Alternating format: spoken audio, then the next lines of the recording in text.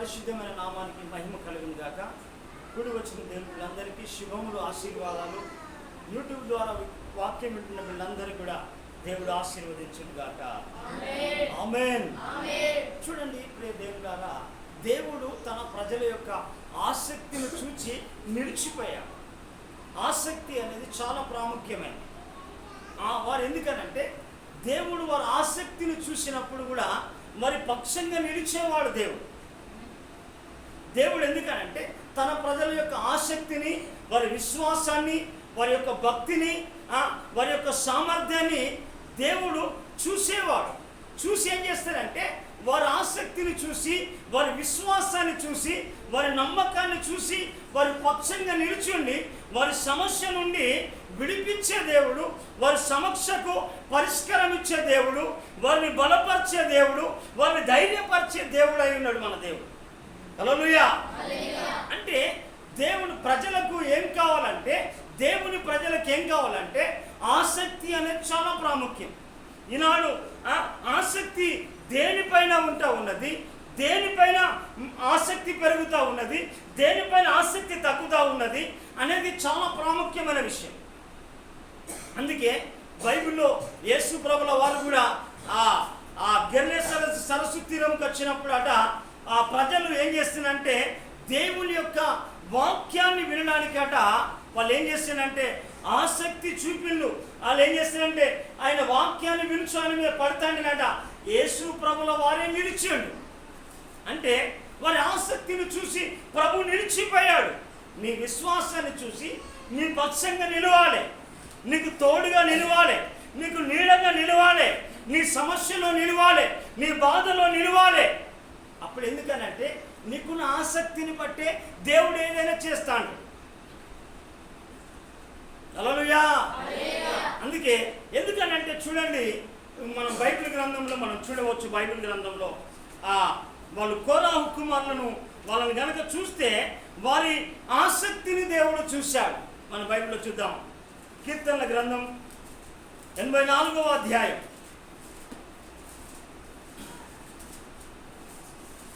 84వ అధ్యాయము మొదటి 2 వచనాలు. సైన్యములకు అధిపతి యెహోవా, నీ నివాసములో ఎంత రమ్యములు. చూడండి ఆయన ఆశ ఎందుకనంటే దేవా నువ్వు నీ నివాసము ఎంత రమ్యమై ఆ రమ్యములు యెహోవా మందిర ఆవరణములను చూడవలనని నా ప్రాణము ఎంతో ఆశపడుచున్నది, అది సొమ్మసిల్లుచున్నది. జీవం కలిగిన దేవుణ్ణి దర్శించుటకు నా హృదయమును నా శరీరమును ఆనందముతో కేకలు వేయుచున్నది. చప్పలు కొట్టి ప్రభుని కనపడి. చూడండి ప్రజల ద్వారా మనం గమనించాలి ఈ కోరాహు కుమారులకున్న విశ్వాసము, వారి యొక్క భక్తి, వారికి ఉన్న భావము, వారికి ఉన్న యథార్థత, దేవుని పట్ల ఉన్న నమ్మకము, దేవుని పట్ల ఉన్న ఎందుకనంటే వారి యొక్క ఆలోచన విధానాన్ని మనం చూస్తే వారిని ఆశ్చర్యం వేస్తూ ఉన్నది. ఎందుకు అనంటే ప్రజల ద్వారా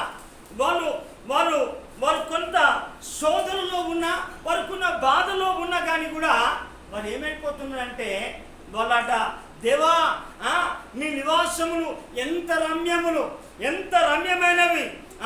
దేవా నీ మందిర ఆవరణములను చూడవల్లని నా ప్రాణము ఎంతో ఆశపడుతున్నది, అది సొమ్మసిల్లుచున్నది.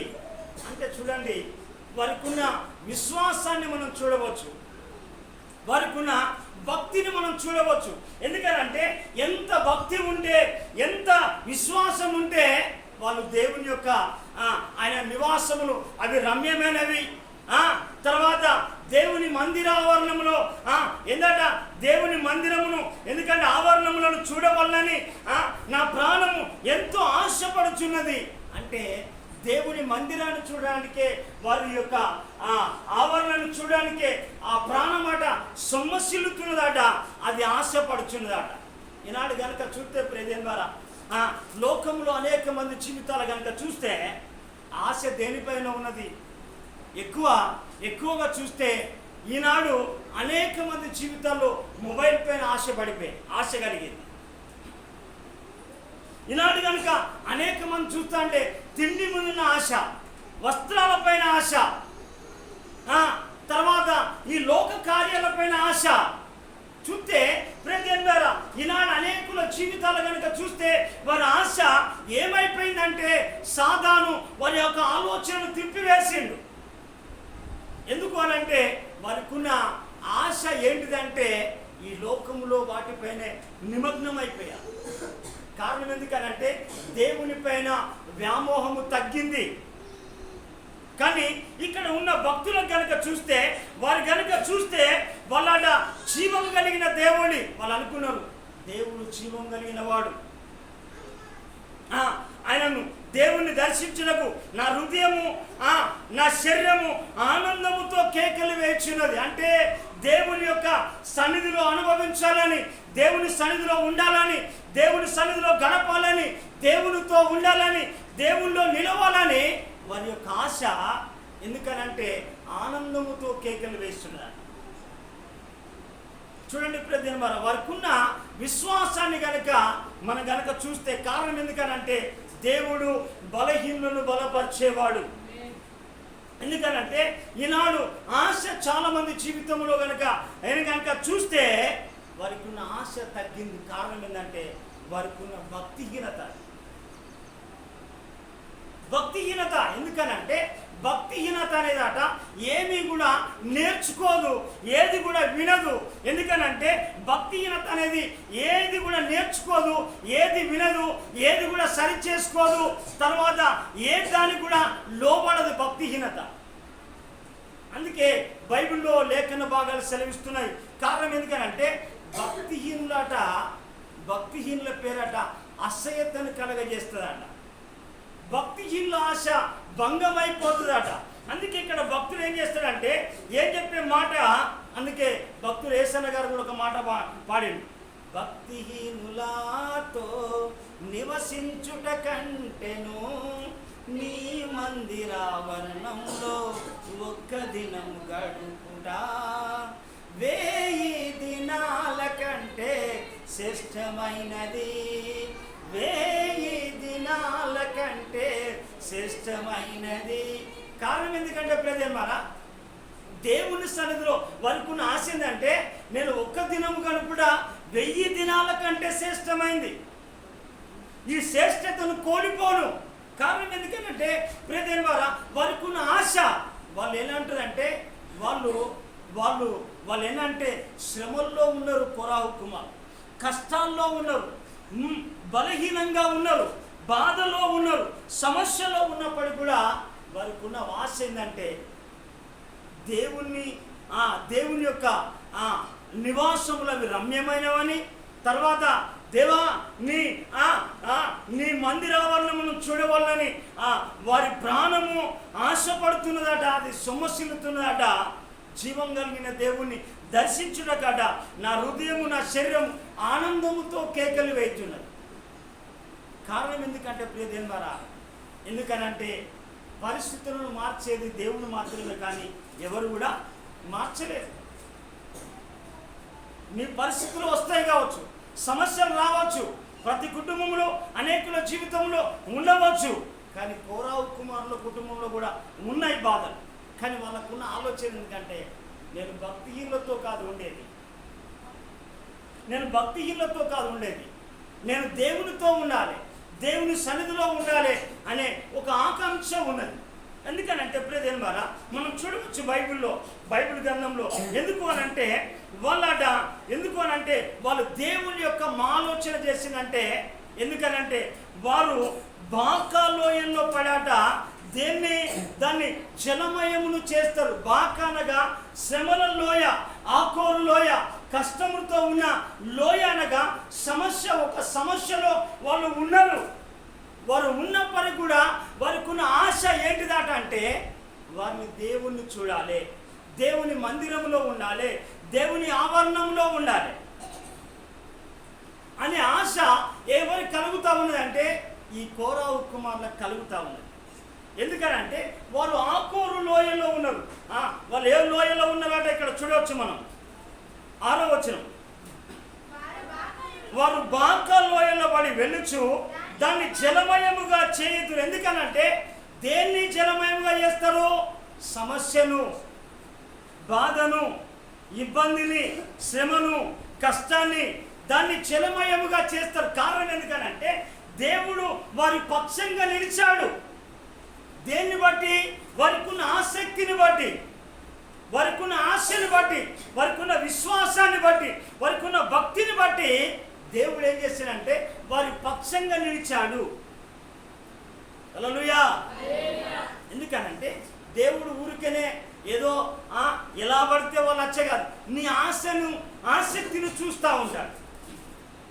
ఎందుకనంటే వారు దానికి కారణం ఎందుకనంటే వారు బాకా లోయల్లో పడి వాళ్ళు వెళుతూ ఉంటేనట దాన్ని జలమయంగా చేయదు. అంటే దేవుడు వారి పక్షంగా ఉన్నాడు కాబట్టిగా వారు దాన్ని జలమయముగా చేశారు. జలమయంగా చేశారు. కారణం ఎందుకనంటే దేవుడు ఆయన వారి పక్షంగా నిలిచాడు. కారణం ఎందుకనంటే వారికి ఉన్న విశ్వాసాన్ని, వారికి ఉన్న నమ్మకాన్ని, వారికి ఉన్న యథార్థతను దేవుడు పరీక్షించాడు. అందుకే బైబిల్లో చక్కగా ఉంటుంది మాట. ఎందుకనంటే చూడండి, బైబిల్లో మంచి మాట ఉంటుంది. ద్వితీయోపదేశ కాండము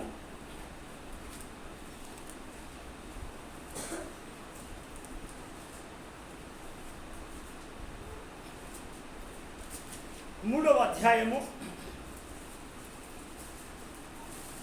22వ వచనం. మీ దేవుడైన యెహోవా మీ పక్షంగా యుద్ధము చేయవాడు గనుక వారికి భయపడవద్దని ఆజ్ఞాపించాడు. ఎందుకనంటే ఈ కోరాహు కుమారులకు కూడా ఎందుకనంటే నాకున్న సమస్యల నుంచి దాటాలి అంటే, నాకున్న పరిస్థితుల నుంచి దాటాలని అంటే నేను భక్తిలాగా నేను గుడారంలో ఉండకూడదు. ఎందుకనంటే దేవుడు చెప్పాడు, ఎందుకంటే నా మందిరమునందు నివసించువారు వారు ధన్యులు, నా వలన బలము నొందిన మనుషులు ధన్యులు. వారు బాకా లోయలో పడి వెళ్ళొచ్చు. అంటే ఈ శ్రమ లోయనట దాన్ని జలమయముగా చేసినప్పుడట దేవుడు వారిని తొలకరి వానతో నింపాట దాన్ని దీవెనగా మారుస్తాడు. ప్రజల హల్లెలూయా. అంటే ఏ సమస్యనైనా మార్చడానికి సమర్థుడు. ఎందుకనంటే ఒకసారి గిద్యోను ఏం చేస్తున్నాడంటే మిద్యానులకు భయపడిపోతా ఉన్నాడు. హల్లెలూయా. గిద్యోను ఏం చేస్తున్నాడంటే గిద్యోను భయపడతా ఉన్నాడు. ఎవరికి భయపడతా ఉన్నాడు? శత్రువులకు భయపడతా ఉన్నాడు. శత్రువులకు భయపడి ఏం చేస్తున్నాడంటే ఆయన మిద్యానులకు శత్రువులకు భయపడి ఏం చేస్తున్నాడంటే గానుల చాటుకు వెళ్ళాడు. గానుల చాటుకు వెళ్ళి ఏం చేస్తున్నాడంటే గోధుమలను దులగొడుచా ఉన్నాడు. అంటే దానికి సూచనగా ఏంటిదంటే గానుగ చాటున చేరి ఏం చేస్తున్నాడంటే ఆయన దేవునికి ప్రార్థన చేస్తూ ఉన్నాడు. ఎవరు ఈ గిద్యోను? ఎవరంటే చాలా పిరికివాడు, ఏదొచ్చినా భయపడేవాడు, ఏదొచ్చినా దిగులు పడేవాడు, ఏదొచ్చినా ఆందోళన పడేవాడు, ఏదొచ్చినా కలవరపడేవాడు. కానీ ఎందుకనంటే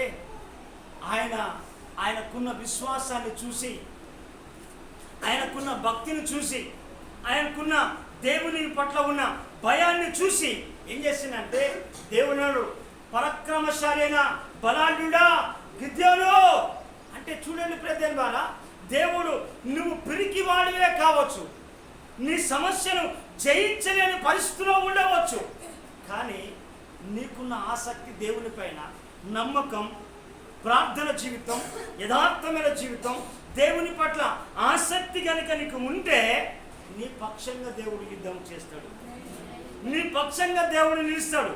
అందుకే మనం బైబిల్లో చూడవచ్చు, దేవుడు మన పక్షంగా ఉండగా విరోధి ఎవడు? చూడండి బైబిల్ గ్రంథంలో రోమీయులకు రాసిన పత్రిక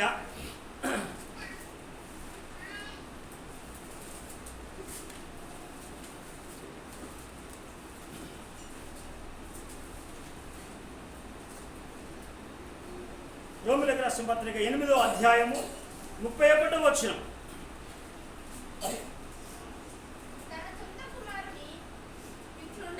ఇట్లుండగా ఏమందుము?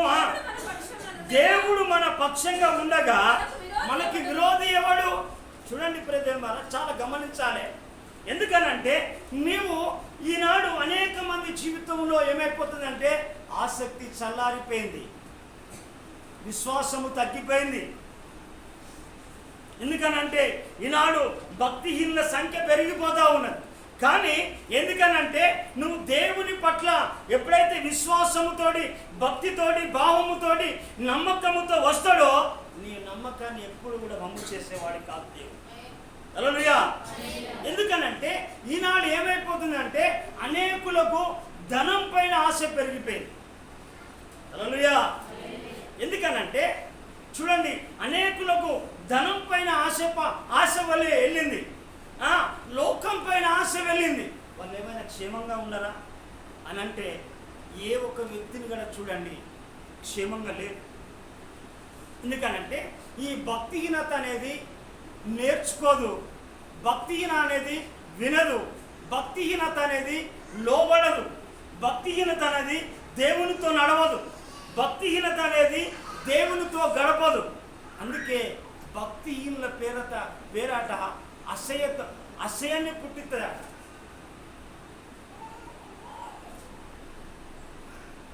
అందుకే ప్రతి మనం గమనించాలి, భక్తి అనేది కూడా ఎప్పటికీ వింటా అంటది.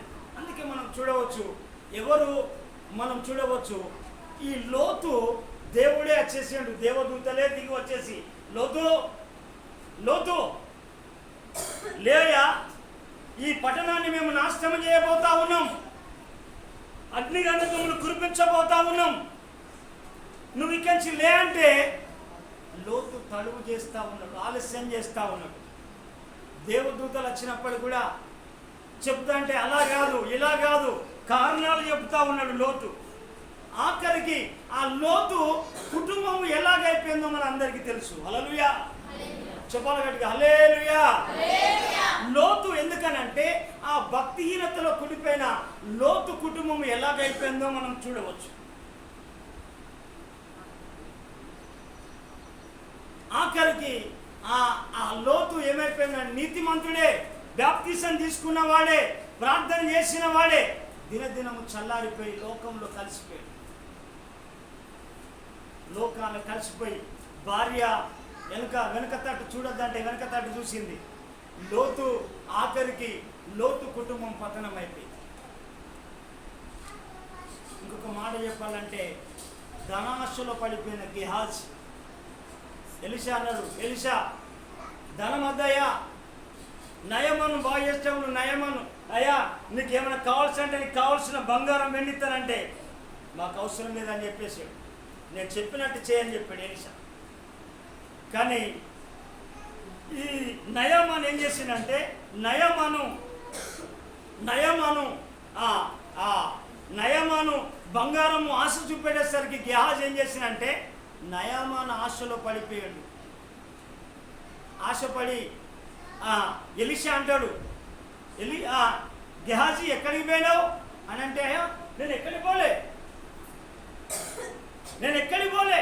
నేను ఇక్కడనే ఉన్నా అంటే అక్కడ ఎలీషా ఏమంటాడో చూద్దాం. మనం ఎలీషా ఏం చెప్తాడో చూద్దాం.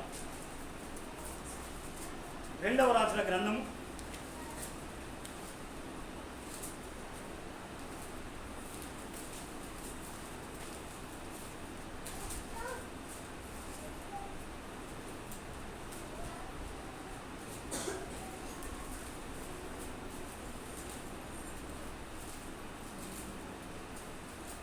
5వ అధ్యాయము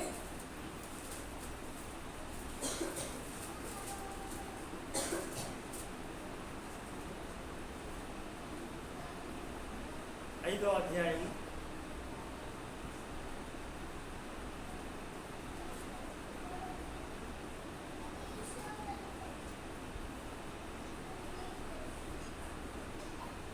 23వ వచనం.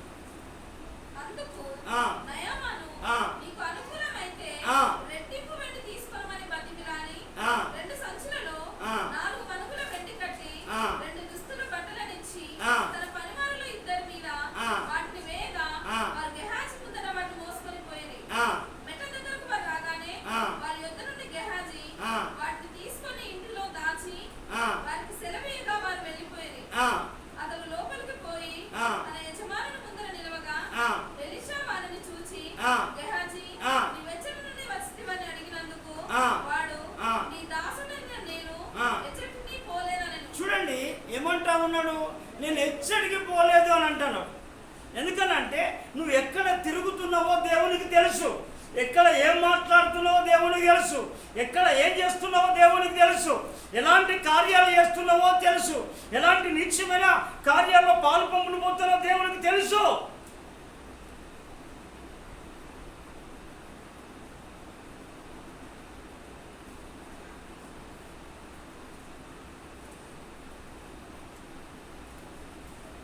దేవునికి తెలుసు. అయితే గెహాజీ అంటే ఏమంటాడంటే తన ఆత్మీయ నాయకుడు ఎలీషా అడుగు మాట్లాడితే నేను ఎక్కడికి పోలేదు అని అంటే, ఇప్పుడు ఎలీషా ఏమంటాడో చూడండి.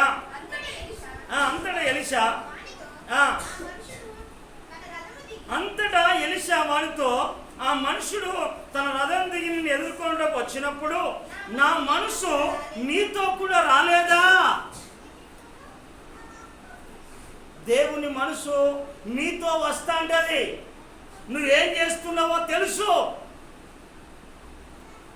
అందుకే గెహాజీ అనుకున్నాడు, నన్ను ఎవరు చూడట్లేదు అనుకున్నాడు.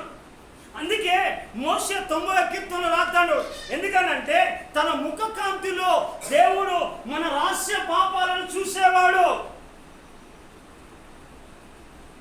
అందుకే ప్రియదేవా ఈనాడు ఎందుకనంటే ధనాశ లోకాశ దేవుని పైన ఆశ తగ్గిపోయింది. అంటే మనకు ఆశ దేవునిపై వాక్యం పైన ఉండాలి, దేవుని మందిరం పైన ఉండాలి, తర్వాత దేవుని అంటే విశ్వాసం ఉండాలి. ఎందుకనంటే ఆనాడు యేసు ప్రభు ఉన్నప్పుడు ఆ గెరసన దగ్గర వాళ్ళు ప్రజలు ఎలా వాక్యం వినడానికి ఆసక్తి కలిగిందో మనం చూడవచ్చు. ఇప్పుడు చూడండి లూకా సువార్త 5వ అధ్యాయం 1వ వచనం. స్పీడ్గా అది మనం 6 నెలలకు ఒకసారి బైబిల్ చదివితే ఎట్లుండదు. జనసమూహము దేవుని వాక్యము వినుచు ఆయన మీద పడుచుండగా ఆయన గెన్నెసరతు సరస్సు తీరమున నిలిచాడు. అంటే వారికున్న విశ్వాసాన్ని చూడు, వారికున్న ఆసక్తిని చూడు, వారికున్న భక్తిని చూడు, వారికున్న నమ్మకాన్ని చూడు. ఎందుకనంటే ప్రియదేవా గెహాజీ ధనం వెంట వెళ్ళాడు, లోతు లోకాశంలో కలిసిపోయాడు. ఈనాడు చాలా మంది నిద్రలో మునిగిపోతారు. ఎందుకనంటే ఇర్మియా అన్నట్టు నిద్రాట వినోదం అయిపోయిందాట. అందుకే ప్రతి మనం చాలా గమనించాలి. దేవుని పిల్లలం కనుక మనము ఎలా దేనిపైన ఆసక్తి కలుగుతున్నది. ఎందుకనంటే వాళ్ళు కోరావు కుమారులు కూడా వాళ్ళ ఆసక్తిని చూసినప్పుడు వారట బాకా లోయల్లో పడి, ఎందుకనంటే శ్రమల లోయను జలమయముగా చేశారు. ఎందుకనంటే వారు ప్రార్థన జీవితం కలిగింది కాబట్టిగా నేను మందిరానికి వెళ్ళాలి. అందుకే దావీదు అంటాడు, జనులను మందిరాన్ని యెహోవా మందిరం ఉన్నప్పుడు వెళుదాం అనుకున్నప్పుడు నేను సంతోషించి తిని. అంటే నువ్వు దేవుని మందిరానికి వెళుతున్నప్పుడు దేవుని యొక్క పిల్లలు సంతోషపడతాడు. అందుకే మనం బైబిల్ కనుక చూస్తే ఎందుకనంటే ఆనాడు గిద్యోను కూడా ఏమైపోయిందంటే ఆయన శత్రువులకు భయపడ్డాడు. నువ్వు ఈనాడు సమస్యకు భయపడవచ్చు, రోగానికి భయపడవచ్చు, నీకున్న పరిస్థితులకు భయపడవచ్చు, నీకున్న అప్పులకు బాధపడవచ్చు, నీకున్న దేన్ని బట్టో నువ్వు బాధపడవచ్చు. కానీ గిద్యోను చూసిన దేవుడు నిన్ను చూస్తావు. హల్లెలూయా చెప్పు గట్టిగా హల్లెలూయా. గిద్యోను చూసిండు దేవుడు. గిద్యోను ఎక్కడ చూసాడు? గానుగ చాటున గోధుమలు దుల్లబడుతుందంటే గానుగ చాటున గిద్యోను ప్రార్థన చేస్తా ఉన్నాడు, గిద్యోను విజ్ఞాపన చేస్తా ఉన్నాడు, గిద్యోను మొర పెడతా ఉన్నాడు, గిద్యోను అంగలారుస్తా ఉన్నాడు. ఎందుకనంటే ఆ అంగలార్పును ఆ ప్రార్థనను చూసేసి దేవాది దేవుడే దిగి వచ్చాడు గిద్యోను దగ్గరికి. దిగి వచ్చేసి గిద్యోను యొక్క ఆసక్తిని చూసి దేవుడు ఏమంటా ఉన్నాడు చూడండి. న్యాయాధిపతుల గ్రంథము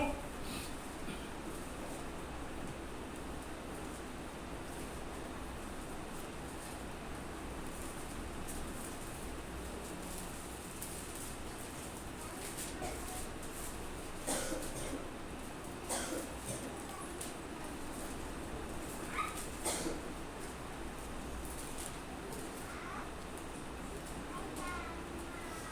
6వ అధ్యాయము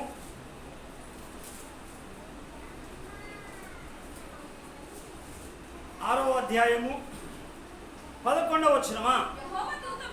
యెహోవా దూత వచ్చి అబేజ్రీయుడైన యెహోషువ కలిగిన మస్తి వృక్షం కింద కూర్చుని ఉండెనా.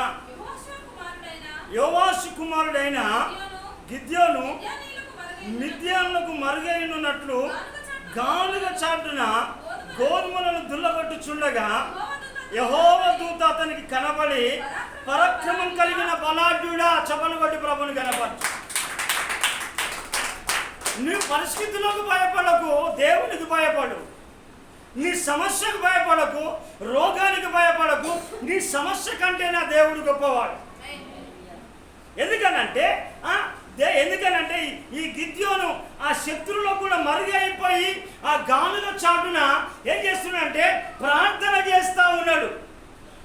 చూడండి, ఎందుకనంటే దేవుని సన్నిధిలో గడపాలనే ఒక నమ్మకం, ఒక విశ్వాసం, ఆయనకు ఒక యథార్థత ఆయనకున్నది కనుక దేవుడు ఆ దేవదూత ప్రత్యక్షమై ఏమంటున్నా, దేవదూత ప్రత్యక్షమై ఏమంటే అతని కనబడి, పరాక్రమం కలిగిన బలాఢ్యుడా, యెహోవా నీకు తోడై ఉన్నాడు. ఎందుకనంటే నీ ఆసక్తిని బట్టి దేవుడే దిగి రావాలి, దేవదూతలే దిగి రావాలి. నీకు అలాంటి ఆసక్తి లేనప్పుడు నీ సమస్యలే మిగులుతా ఉంటాయి, నీ బాధలే మిగులుతా ఉంటాయి. ఎందుకనంటే నువ్వు లోకం పైన పెంచుకుంటున్నావు వ్యామోహం, వ్యక్తుల పైన పెంచుకుంటున్నావు, లేకుంటే ఇతర వాటిపైన నువ్వు పెంచుకున్నప్పుడు నీ సమస్యగానే మిగులుతుంది. ఎందుకనంటే కోరహు కుమారుడు వాళ్ళు ఏమైనప్పటికీ కూడా వాళ్ళు ఏమన్నంటే, ఏమైనా దేవా నీ నీ నీ ఆవరణం, నీ నివాసములు ఎంత రమ్యమైనవి, నీ మందిర ఆవరణమును చూడవలనని. ఎందుకనంటే నా ప్రాణం ఆశపడుచున్నది, సమస్యలుచున్నది. ఈనాడు గెహాజీ ధనం పైన వెండి ఏమైపోయింది, నయామాను యొక్క ఆ రోగము తన సంతతి అంతటి పైన తెప్పించుకున్నాడు. ఆ పాపం పైన పాపాన్ని, శాపాన్ని, నయామాను రోగాన్ని గెహాజీ తెచ్చుకున్నాడు. నువ్వు ధనం వెంట ధనం కావాలని ఆరాటపడినంత వరకు కూడా నువ్వేందంటే అది దృష్టి నిలిపిన చోటనే రెక్కలు కట్టుకొని ఎగిరిపోతుంది. ఎందుకంటే నీ ఆసక్తి, నీ విశ్వాసం దేవుని పైన ఉండాలి. ఈనాడు ఏమైపోతుందంటే దేవుని కంటే పనే ఎక్కువైపోయింది. పని చేయొద్దని కాదు, నువ్వు ఎన్ని దినాలు పని చేయాలి, నువ్వు 6 దినాలు పని చేయాలి. 7వ దినము నీ దేవుడైన యెహోవా విశ్రాంతి దినం. ఎందుకనంటే నువ్వు 6 దినాల కష్టపడి 7వ దినమున నీ దేవుడైన యెహోవాను నువ్వు ఆరాధించాలి, స్తుతించాలి. అందుకే ఇక్కడ దేవదూత దిగి వచ్చేసి బలాఢ్యుడా అని మాట్లాడితే ఇక్కడ ఏం మాట్లాడతారు చూడండి. మనం 13వ వచనమా. గిద్యోను చిత్తము నా ఏలినవాడ యెహోవా మాకు తోడై ఉండిన ఎడల ఇదంతా మాకెలా సంభవించాలో చూడండి. ఎందుకనంటే ఇదంతా ఎందుకు సంభవించింది? ఎప్పుడైనా నువ్వు దేవుణ్ణి అడగగలిగినవా?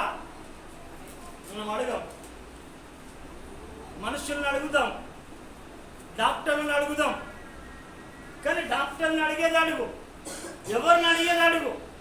ఒకవేళ ఈ భూమి సర్వాంతర్యమైన దేవుని నువ్వు అడగకుండా ఎవరిని అడిగినా నిష్ప్రయోజనమే. అడుగు. ఎందుకనంటే ఆయన అంటాడు, నువ్వు మాకు తోడై ఉంటే ఇది అంతా ఎందుకు సంభవించింది అంటే, అంత మరుగై ఉండి, ప్రార్థనలో మరుగై ఉండి, వాక్యంలో మరుగై ఉండి, దేవుని సన్నిధిలో మరుగై ఉండి, దేవుని యొక్క ఆలోచన తీసుకోవడానికి దేవా ఏంటి అని నువ్వు దేవుని సన్నిధిలో అడగగలిగిన విశ్వాసం నీకు ఉన్నదా? ప్రార్థన ఉన్నదా? నమ్మకం ఉన్నదా?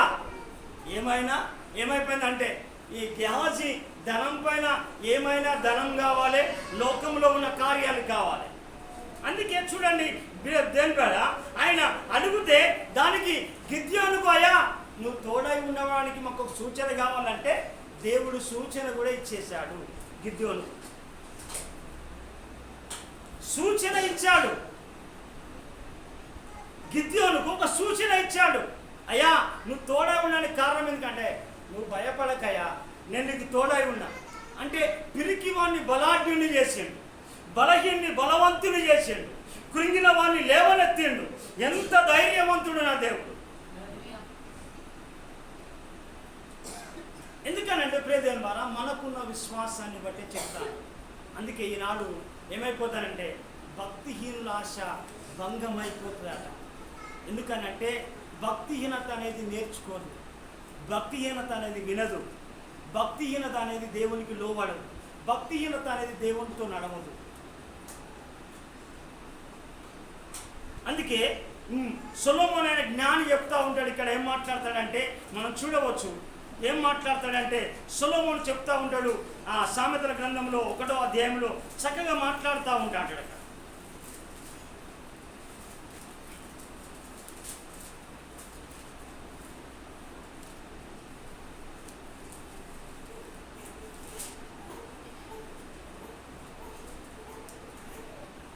ఏడో వచనం, 1వ అధ్యాయం 7వ వచనం. యెహోవాయందు భయభక్తులు కలిగి ఉండుట. చూడు కారణం ఎందుకనంటే ఈ భక్తి ఏం చేస్తుందంటే నీ తెలివి తక్క తనాన్ని తీసివేసి తెలివిని కలగజేస్తా అంటది. హల్లెలూయా. మనం వినడానికి నేర్చుకుంటే, మనము ఎప్పుడైనా దేవుని యొక్క భక్తి నేర్చుకుంటే మనం ఏం చేస్తామంటే మన కుటుంబాలు బాగుపడతాయి, వర్ధిల్లుతాయి. ఇక్కడ మాట్లాడే మాట ఎందుకంటే యెహోవాయందు భయభక్తులు కలిగి ఉంటా తెలివికి మూలము. తెలివికి మూలమా? మూర్ఖులు జ్ఞానమును ఉపదేశమును తిరస్కరిస్తా అంటారు. అంటే దేవుని యొక్క ఈ మూర్ఖులు ఎవరంటే దేవుని యొక్క మాటను కూడా తిరస్కరిస్తా అంటారు. ఎందుకనంటే ఈనాడు భక్తిహీనత అనేది కాలిపోవాలి, భక్తిహీనత అనేది నిర్మూలన చేయాలి. ఆ భక్తిహీనత ఎందుకనంటే ఆ భక్తిహీనత ఏం చేస్తుందంటే నిన్ను ఎప్పుడు కూడా బాగుపడనియదు.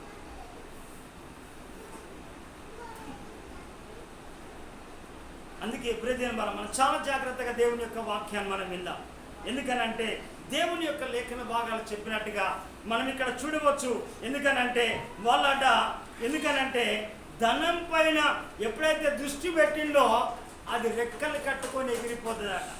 అందుకే చాలామందికి ఏంటంటే ఆశ పడుతుంది కానీ దొరకదు. సోమరట ఆశ పడుతుందట కానీ ఏం దొరకదు. హల్లెలూయా. వింటాలా అంటామా? అమ్మా మాట్లాడే స్థలం కాదు.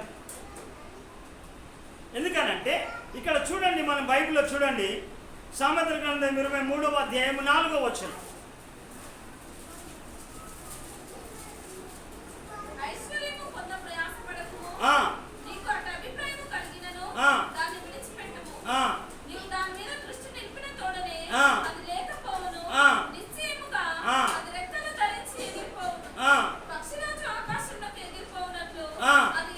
చూడండి, చాలా జాగ్రత్తగా మనం వినాలి దేవుని మాట. ఎందుకనంటే మనము మన ఆశ అంతా దేవుని పైన ఉండాలి. మన ఆశ ఎందుకనంటే మన భక్తి దినదినం కూడా మనం ఎలాగైతే మన శరీర అవయాలు ఎదుగుతున్నాయో మనం ఆధ్యాత్మికంగా ప్రార్థనలో ఎదగాలి, వాక్యంలో ఎదగాలి, ఆరాధనలో ఎదగాలి, నమ్మకంలో ఎదగాలి, అన్ని విషయంలో ఎదగాలి. భక్తిహీనత అనేది కాలిపోకపోతే ఆ భక్తిహీనత మరొకరికంటే ప్రమాదం. ఆ భక్తిహీనత నీ కుటుంబాన్ని చెల్లా చెదురు చేస్తా అంటే, ఆ భక్తిహీనత ఏం చేస్తానంటే నిన్ను దరిద్రులు చేసేస్తా అంటే, ఆ భక్తిహీనత ఏం చేస్తుందంటే నిన్ను పేదరికాన్ని కలగజేస్తా అంటే, ఆ భక్తిహీనత ఏం చేస్తా అంటే నిన్ను అప్పుల పాలు చేస్తా అంటది, ఆ భక్తిహీనత ఏం చేస్తా అంటే నిన్ను నష్టాల పాలు చేస్తా అంటది. అందుకే చూడండి ప్రజలారా, కీర్తనకాడు చక్కని మాట చెప్తా ఉంటాడు. ఆ కీర్తన గ్రంథంలో చక్కగా మాట చెప్తా ఉంటాడు.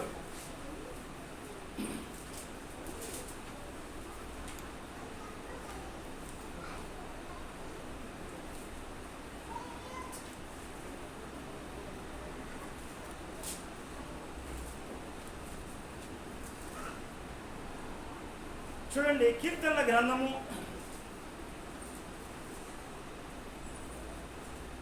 106వ అధ్యాయం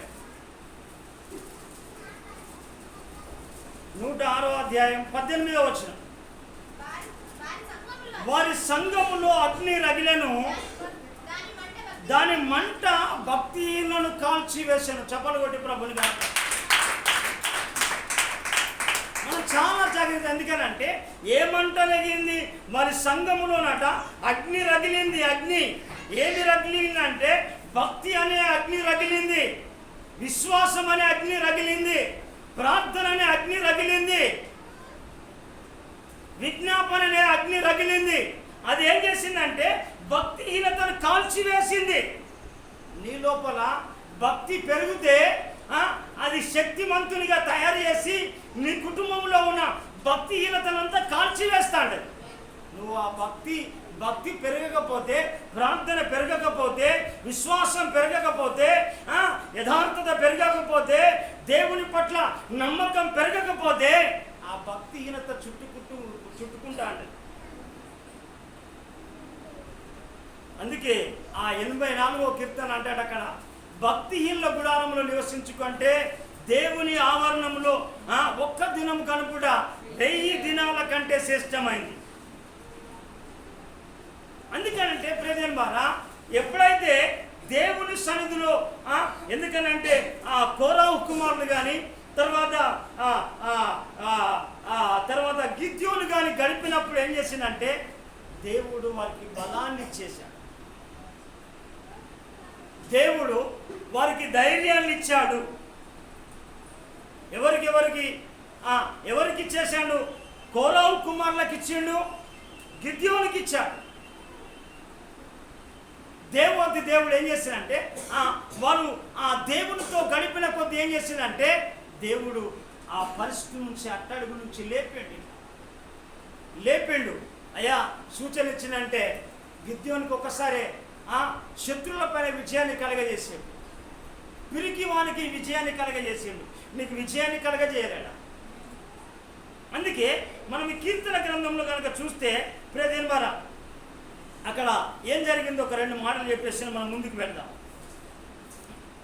84వ కీర్తన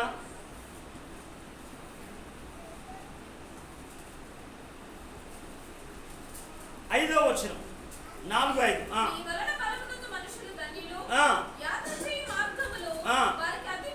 చూడండి ప్రియమైన వారా, దేవుని ఎందుకనంటే ఎవరి వల్లట? వాళ్ళు ఎందుకంటే వాళ్ళు బలహీనంగా ఉన్నప్పుడట నీ యందు బలమునందు మనుషులట నీ వలన బలమునందు మనుషులు ధన్యులు అట. అంటే మనము దేవునిలో గడిపినప్పుడు దేవుని యొక్క బలాన్ని, దేవుని యొక్క శక్తిని, దేవుని యొక్క అభిషేకాన్ని, దేవుని యొక్క సామర్థ్యాన్ని మనం పొందుకుంటాం. మనం గడపనప్పుడు ఏం పొందుకుంటాం? అమ్మా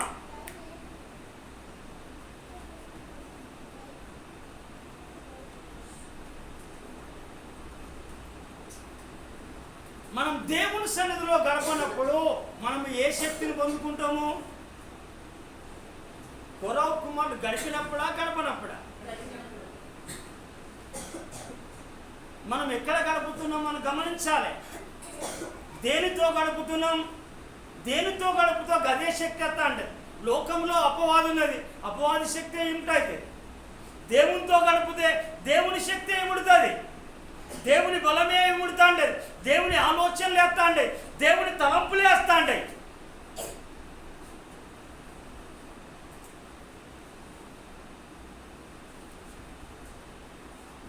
అందుకే లోతుకు లోకముతో గడపాలనుకున్న లోకమే నిండింది. పోయినక్కడ పంచాయతీ బోర్డు కాడ కూర్చున్నాడు, ఖచ్చితంగా పంచాయతీ చేస్తాడు. భార్య వెనుకబడ్డది, ఉప్పు స్తంభం అయిపోయింది. ఆఖరికి తన సొంత పిల్లలతో పాపం చేసే ఆస్కారం లోతుకు తయారై మోయాబీలు అమాన్యులు పుట్టిండు, వాళ్ళు అక్రమకారులు అన్యాయస్తులు పుట్టిండు. అందుకే ఎందుకనంటే దేవుడు మనకు బలము ధరింప చేసేవాడు. హల్లెలూయా. ఎందుకనంటే అక్కడ ఏమంటాడు, నీ మందిరమునందు నివసించువారు ధన్యులు, వారి నిత్యముని స్తుతిస్తులు, నీ వలన బలమునందు మనుషులు వాళ్ళ ధన్యులు. అంటే కారణం ఎందుకనంటే దేవుడు గిద్యోనుకు బలమును ధరింపజేసి శత్రువుల పైన విజయం కలగజేసాడు, దేవుని బలమును. అందుకే చూడండి కీర్తనల గ్రంథం 18వ అధ్యాయము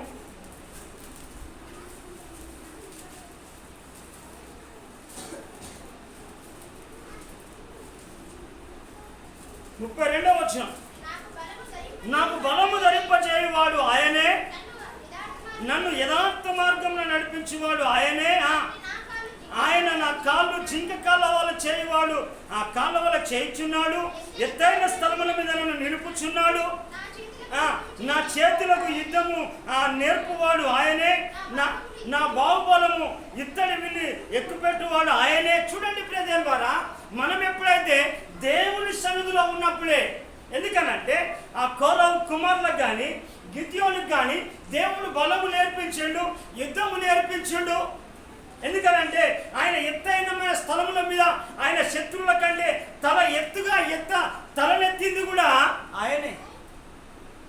ఎప్పుడైతే మనం దేవుని సన్నిధిలో స్తుతిస్తామో, ప్రార్థిస్తామో, దేవుని సన్నిధిలో గడుపుతామో, దేవుడు కార్యాలు చేస్తా అంటాడు. హల్లెలూయా. ఎందుకనంటే మనము దేవుని కార్యాలు దేవునితో గడపనప్పుడు, ఎందుకనంటే సైతానే కార్యాలు చేస్తాడు. అవి ఏ కార్యాలు చేస్తాడో చాలా మీకు ఎరికే. అందుకే మొదటి మాట వాళ్ళు దాన్ని ఏం చేసినట్ట, చివరిగా మాట చెప్పాలంటే అక్కడ మనం కనుక చూస్తే 6వ వచనం కనుక చూస్తే ఇక్కడ ఏమంటారంటే, వారు బాకా లోయలో పడి వెళ్ళుచు దాన్ని జలమయముగా చేదురు. బాకా శ్రమల లోయమునట జలమయము చేసినప్పుడట తొలకరి వానట దాన్ని దీవెనలతో కప్పినట్టు. ఎందుకనంటే వారు ప్రార్థన, వారి యొక్క విశ్వాసం, వారికి ఉన్న నమ్మకాన్ని దేవుడు వమ్ము చేయలే. గిద్యోను శత్రువులకు అప్పగించలే. తర్వాత వీరు ఆ లోయలో పడ్డప్పుడు ఏం చేశారంటే ఆ లోయలో ముంచడానికి దేవుడు కోరవ కుమారులను అప్పగించలే. హల్లెలూయా. అందుకే వారి యొక్క ఆ తొలకరి వానాట ఏం చేస్తానంట, వారిని దీవెనలతో కప్పింది, నిన్ను కూడా కప్పుతాను. హల్లెలూయా. 2వ మాట చెప్పేసి ముగిస్తాను. ప్రియదేవుని మరి చివరి మాట చూడండి, బైబిల్ గ్రంథంలో మరొక మాట చూద్దాం.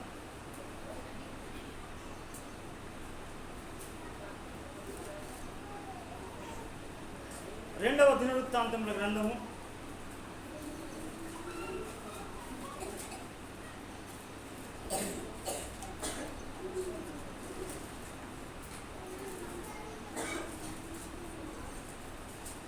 20వ అధ్యాయము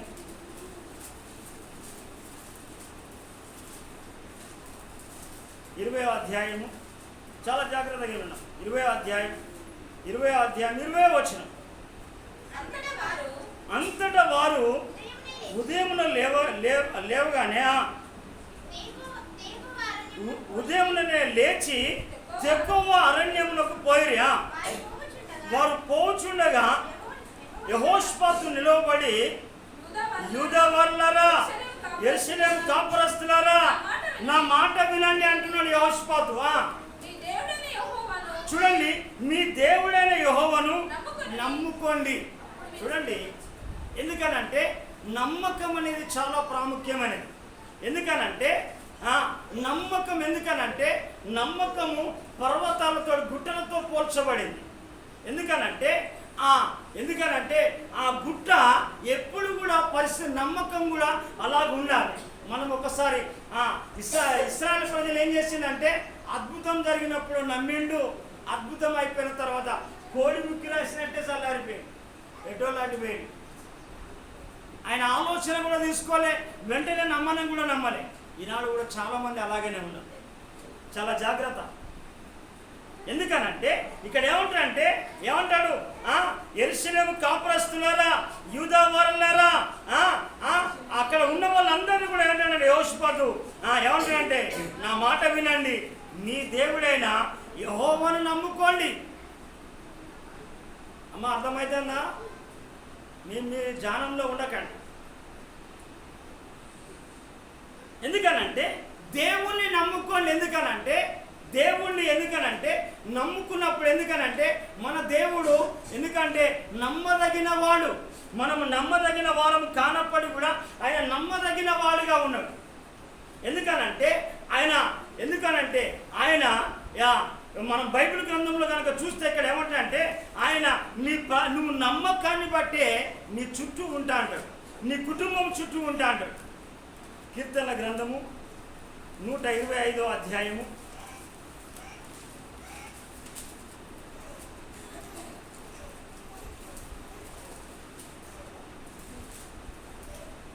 1-2 వచనాలా, యెహోవా యందు నమ్మకించువారు కదలక నిత్యము సియోను కొండ వలె ఉందురు. ఎందుకనంటే కొండ కదలదు ఎన్ని పరిస్థితులు వచ్చినా. నీ నమ్మకం కూడా, నీ విశ్వాసం కూడా, నీ భక్తి కూడా కదలకూడదు. ఎందుకనంటే ఎన్ని సమస్యలు వచ్చినా దేవుడు, ఎందుకంటే దేవుణ్ణి నమ్ముకున్న వారిని ఆయన సిగ్గుపరిచేవాడు కాదు. ఎందుకంటే దేవుడు అన్నాడు, నా జనుడికి ఎన్నడూ కూడా సిగ్గునందరు, సిగ్గుపడరు. ఎందుకనంటే అక్కడ అంటాడు, ఎందుకనంటే యెహోవా యందు నమ్మకించువారు కదలక నిత్యము నిలుచు సియోను కొండవని. ఎందుకంటే నువ్వు అలాంటి నమ్మకం కలిగిన దేవుని నమ్ముకొని ఉండాలి. ఎందుకనంటే ఒక గాలెత్తే ఇటు గాలెత్తే అటు కాదు, అవకాశం అత్త ఇటు అవకాశం అత్త అటు కాదు. బిలాము ఉన్నాడు కదా, బిలాము డబ్బు రాగానే కొద్దిసేపు డబ్బు వైపు చూసాడు, తర్వాత కొద్దిసేపు ఏం చేసిండు, ఎటు చూసాడు, దేవుని వైపు చూసాడు. మళ్ళీ ఆఖరికి వచ్చి దేనికి బెండ్ అయ్యిండు, ధనానికే బెండ్ అయ్యిండు. నీకు లోకంలో సాతానుడు అనేకమైన ధనాశను చూపెడతా అంటాడు, లోకంలో రకరకాల ఆయన వాటి అన్నిటిని చూపెడతా అంటాడు. యేసు ప్రభునే చూపెట్టేసి ఏమని అంటే, నువ్వు ఒకవేళ నాకు సాగిలో పడితే ఇవన్నిటిని నీకు ఇస్తానన్నాడు. నిన్ను మోసం చేస్తాం సాతానికి ఏం పెద్ద కష్టమైన పని కాదు. హల్లెలూయా. నిన్ను నేత్రాశలో పడేయవచ్చు, శరీరాశలో పడేయవచ్చు, లోకాశలో పడేయవచ్చు, ధనాశలో పడేయవచ్చు. కానీ దేవుని పైన అట్లా పడిపోకుండా నీ ప్రార్థన జీవితాన్ని కట్టుకోవాలి, నీ పరిశుద్ధతను కట్టుకోవాలి, నీ భక్తిని కట్టుకోవాలి.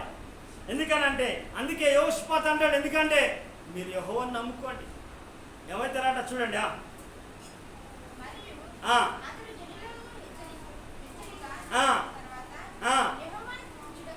చూడండి అక్కడ ఏమంటాడంటే మీ దేవుడని యెహోవాను నమ్ముకోండి, అప్పుడు మీరు స్థిరపరచబడతారు. ప్రజలారా హల్లెలూయా. మనం నమ్ముకున్నామా నమ్మలేదా? ఎందుకనంటే వాళ్ళకు స్థిరమైన మనసు లేదు ఇశ్రాయేలు ప్రజలకు.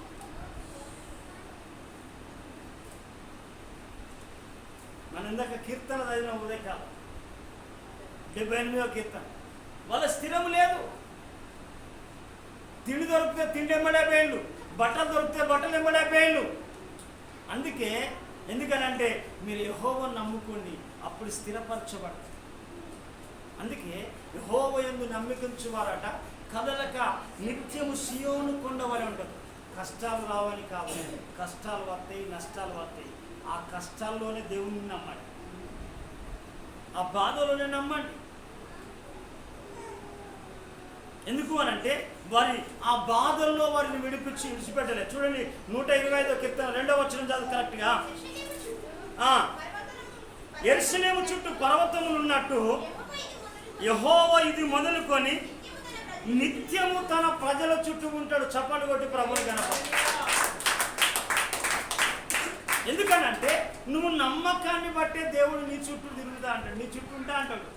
నీకు నమ్మకం లేదు, విశ్వాసం లేదు, పనే దేవుడు, పిల్లలు పుడితే పిల్లలే దేవుడు, భర్తను చేసుకుంటే భర్తే దేవుడు అయిపోయింది అలా ప్రజలు.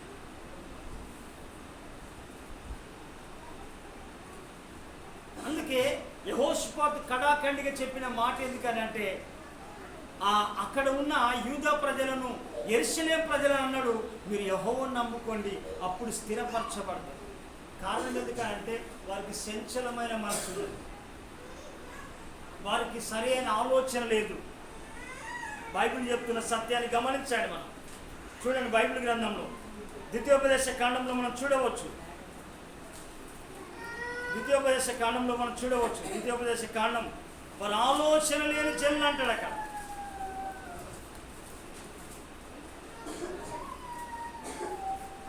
ద్వితీయోపదేశ కాండం 32వ అధ్యాయం 28వ వచనం. వారు ఆలోచన లేని జనము, వారిలో వివేచన లేదు. అంటే వారికి వివేచన లేదు. ఏంది వివేచించాలి? నేను ఏం చేయాలి? నేను దేవుని బిడ్డను, దేవుని కుమారుడను, దేవుని కుమార్తెను, దేవుని సేవకుడిని. నేనేం చేయాలి? పని చేసే సమయంలో పని చేయాలి, ప్రార్థన చేసే సమయంలో ప్రార్థన చేయాలి, వాక్యం చదివే సమయంలో వాక్యాన్ని చదవాలి, దేవుని మందిరానికి రావాల్సిన సమయంలో దేవుని మందిరానికి రావాలి. వారి ఆలోచన లేని జనం అట. అందుకే 78వ కీర్తనలో కూడా మాట్లాడింది కదా మాట. ఎందుకనంటే దేవుని కార్యాలు చేస్తుంటే కూడా వారి యొక్క ఆలోచన స్థిరంగా లేదట.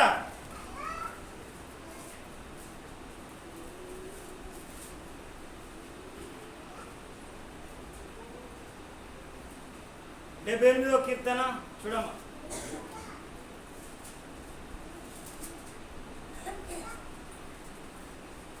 35వ వచనమా.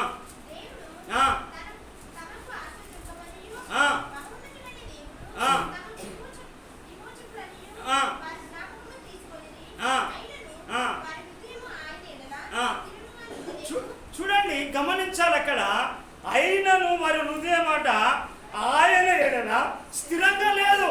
చాలా మంది కూడా ఎందుకనంటే నమ్ముకుంటారు అంతే. తిప్పని కొండపర్తి బొమ్మనాడట. పోయేటప్పుడే అడగాలి, ఎందుకు నన్ను కొండపర్తి పంపుతున్నావయ్యా అని. మనం మందిరానికి వస్తున్నాం ఎందుకు అనిగా, మనం దేవుని దగ్గరికి వచ్చేది ఎందుకు వస్తున్నాము అడగాలి. నీ బాధ, నీ బలహీనతలన్నీ ప్రభుకు చెప్పుకొని వాటి నుంచి విడిపించబడాలి.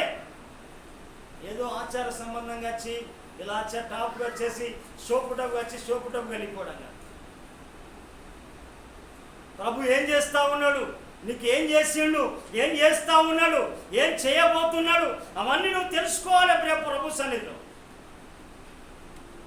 అందుకే వారు ఆలోచన లేని జనము, స్థిరము లేని జనము.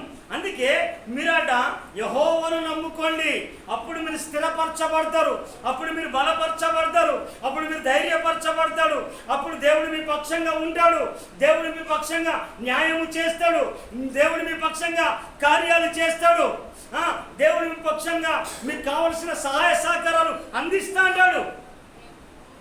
మనము నమ్మకం ఎందుకనంటే ఆయన యందు నమ్మికించిన వాడిని అట వాడిని సిగ్గుపరచలేదట. కీర్తన గ్రంథం 25వ అధ్యాయం 3వ వచనం. 25:3 వచనం స్పీడు.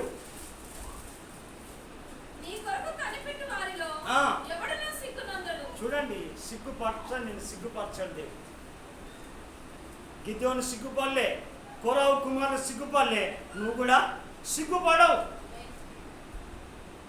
అందుకే ప్రతింబారా అక్కడ మనం గనక యెహోషాపాతు చెప్పిన మాట మరొకసారి చూద్దాం. ఎందుకనంటే నమ్ముకుంటే ఏమైపోతా అంటే మన మాట స్థిరంగా ఉండాలి, మన ఆలోచన స్థిరంగా ఉండాలి, మన ప్రార్థన జీవితం స్థిరంగా ఉండాలి, మన భక్తి స్థిరంగా ఉండాలి, మన నమ్మకం స్థిరంగా ఉండాలి. అప్పుడే మనము స్థిరపడితేనే దేవుళ్ళో బలపడతాం. హల్లెలూయా. మరొక మాట ఏం మాట్లాడు చూడండి, మీ దేవుడైన యెహోవాను నమ్ముకోండి, అప్పుడు మీరు స్థిరపరచబడతారు. ఆయన ప్రవక్తలను నమ్ముకోండి. ఎందుకనంటే ఆయన సేవకులను నమ్ముకోండి. అంటే మనకు ఇక్కడ ఒక వివేచన కావాలి, జ్ఞాన వివేకం కలిగిన ఆత్మ మనం కావాలి. ఎందుకనంటే అందరూ సేవకులు కాదు, అందరూ ప్రవక్తలు కాదు. ఎవరు ప్రవక్తలో, ఎవరు భక్తులో, ఎవరు భగవంతుడు పిలిస్తే వచ్చిందో మనం ఎరగాలంటే మనకు భక్తి పెరగాలి, దేవునితో నడవాలి. ఆదివారం వచ్చేసి ఇంట్లో శుభ్రంగా గిన్నెలు ఉన్నాయో లేదో ఊడ్చుకొని తోముకోవడానికి కాదు.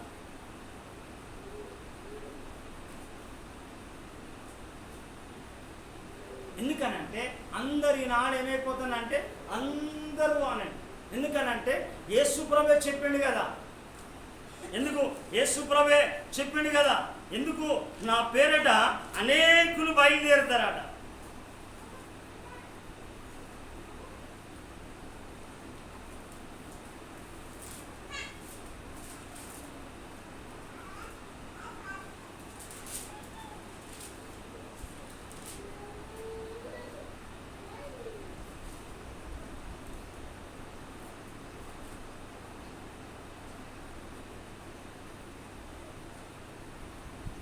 మత్తయి సువార్త చూడండి.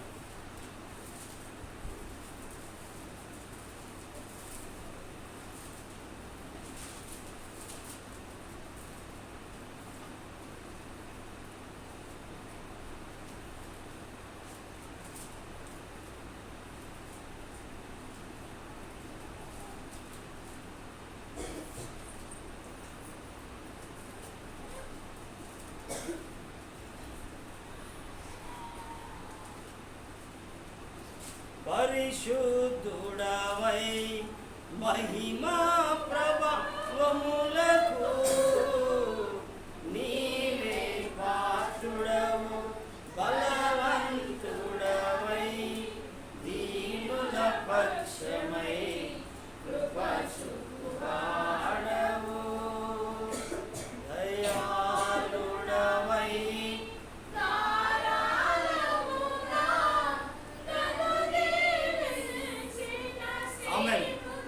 సామెతల మత్తయి సువార్త 24వ అధ్యాయము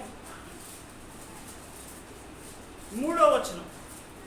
ఆయన ఒలీవల కొండ మీద కూర్చుని ఉండినప్పుడు శిష్యులని యొద్దకు ఏకాంతముగా వచ్చి, ఇవి ఎప్పుడు జరుగును, నీ రాకడను నీ యుగ సమాప్తిని సూచనలేమి మాతో చెప్పుమనగా, యేసు వారితో ఇట్లనెను, ఎవడును మిమ్మల్ని మోసపరచకుండా చూచుకొనుడి. చూడండి, గమనించాలి, ఎవడును అన్నాడు అక్కడ.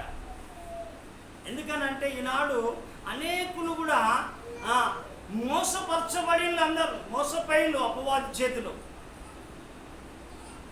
ఎవడును మిమ్మల్ని మోసపరచుకొని కూడా చూసుకొనుడి, అనేకులు నా పేరిట వచ్చి నేనే క్రీస్తునని చెప్పి పలువురిని మోసపరచెదరు.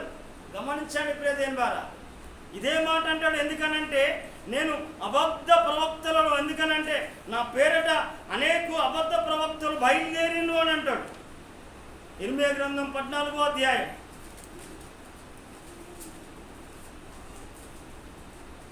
13వ వచనం.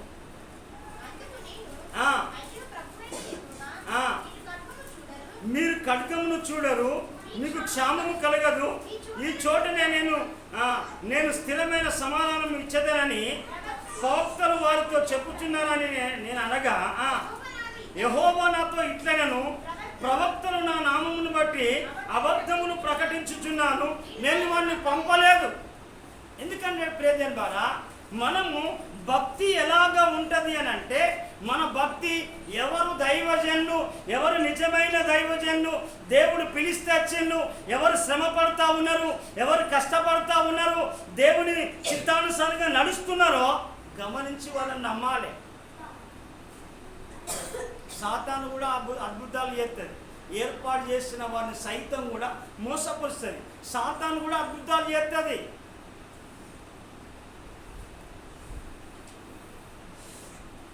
వాళ్ళు కూడా నీళ్ళుంటారని జరిగేసుకుంటే అద్భుతాలు జరగగానే ఇదే ఈయన ఇప్పుడే పరలోకం వచ్చిన ప్రవక్త అనుకుంటావు ఆయన.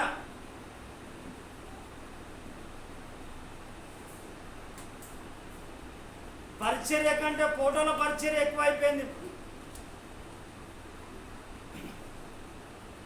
ఎందుకనంటే ఇక్కడ మనము ఎవరము అనేది చాలా జాగ్రత్తగా మనం నమ్మవలసిన సత్యం ఉన్నది.